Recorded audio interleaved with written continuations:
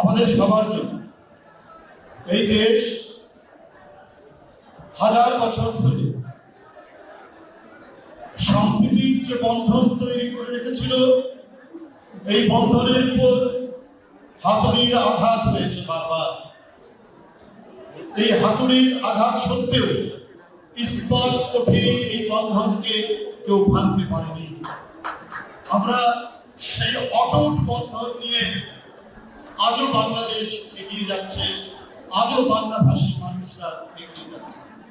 চক্রান্ত আছে, ষড়যন্ত্র আছে, কিন্তু সকল ষড়যন্ত্র চক্রান্তের যে বেড়াজাল, সে বেড়াজালকে বারবার ছিঁড়ে ফেলেছে এদেশের সকল সম্প্রদায়ের মানুষ। এবারে শারদীয় দুর্গোৎসব উপলক্ষে আমরা নানা কথা, আমরা নানা ধরনের অপপ্রচার, অপতথ্য ছড়াতে দেখেছি, দেশের ভেতর থেকে, দেশের বাইরে থেকে। কিন্তু তারপরেও এদেশের মানুষের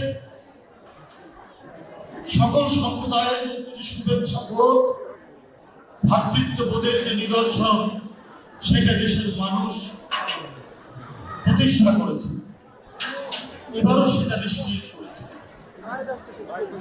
সকল অপপ্রচার সত্ত্বেও আজকে আনন্দময়ীর আগমন বার্তায় সারা বাংলাদেশ প্রাণ চাঞ্চল্যে ভরে উঠেছে, সারা দেশের মানুষ উৎসবে মেতে উঠেছে। আমি এই শারদীয় দুর্গোৎসবে হিন্দু সম্প্রদায়ের সকল মানুষকে আমি প্রাণ ধারা শুভেচ্ছা জ্ঞাপন করছি। উপস্থিত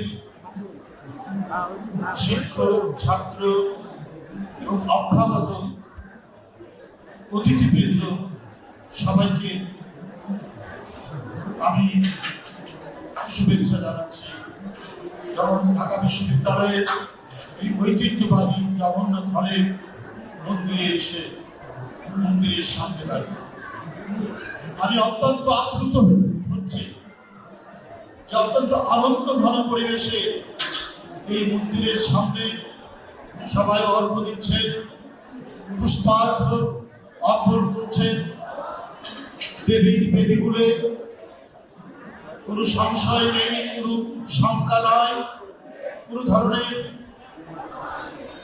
বিভাজন নেই, অসাধারণ ভ্রাতৃত্ববোধে উদ্বুদ্ধ হয়ে এখানে আমরা সবাই সমবেত হয়েছি।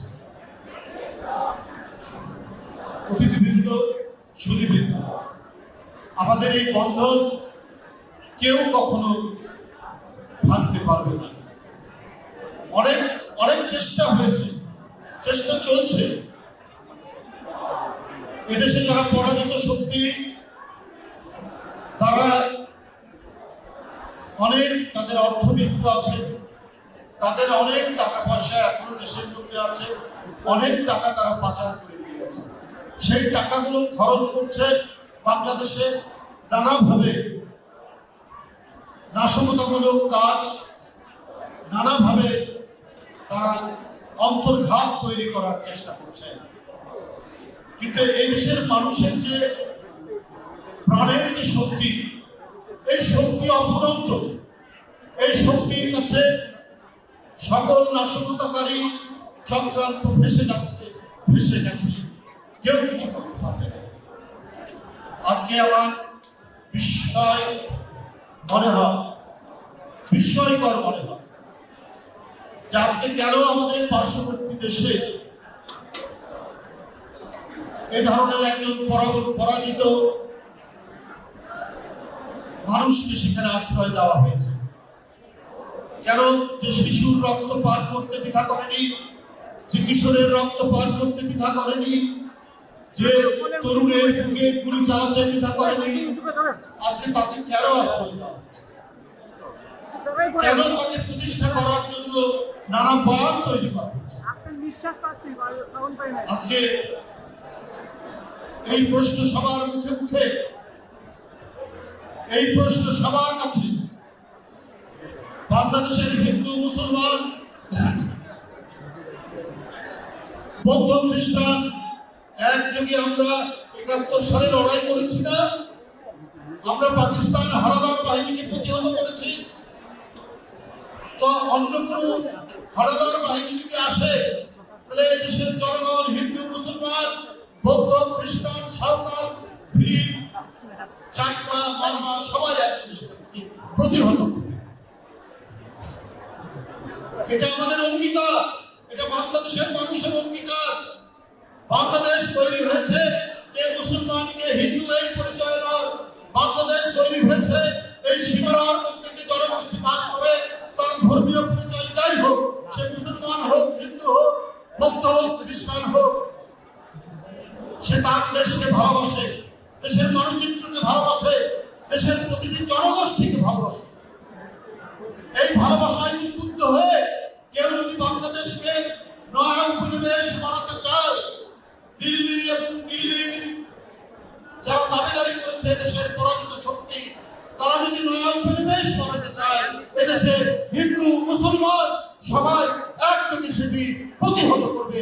এটাকে কোনো উপনিবেশ বানাতে দেবে না। আজকে এই মহিমান্বিত দুর্গা পূজায় এটা আমাদের প্রত্যেকেরই অঙ্গীকার যে দেবী দুর্গা প্রতি বছর আসেন বার্তা নিয়ে, কিন্তু মূল বার্তা কি? অসত্যকে, অন্যায়কে, অপকর্মকে যিনি বিনাশ করেন, দুর্গত নাশিনী বলে যার একটি অভিধান, তিনি তো মা দুর্গা।